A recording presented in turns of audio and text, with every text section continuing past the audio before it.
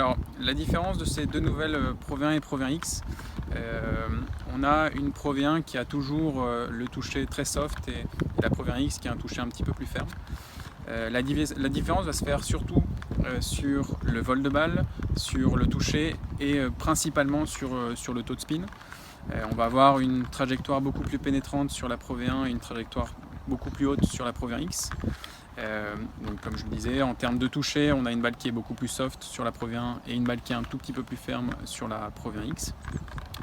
Au niveau du spin, maintenant on a deux balles qui sont quasi similaires au niveau du long jeu, donc sur le driving, sur les bois de parcours, sur les longs fers. On a un spin qui est identique entre les deux. En revanche, sur les attaques de green, on va avoir une Pro V1 qui va prendre moins les effets que la Pro V1 X. C'est-à-dire qu'on va plus conseiller la Pro V1 X à une personne qui cherche à arrêter plus facilement la balle sur un green.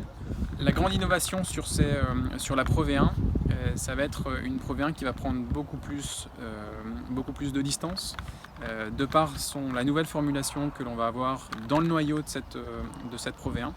On va avoir une balle qui va prendre beaucoup plus de vitesse à l'impact et surtout moins de backspin, ce qui va permettre d'avoir une Pro V1 qui va être beaucoup plus longue que les anciens modèles de Pro V1. Et c'est ce que cherchaient les joueurs sur le tour, et c'est les retours aussi des amateurs qu'on a pu avoir lors des tests.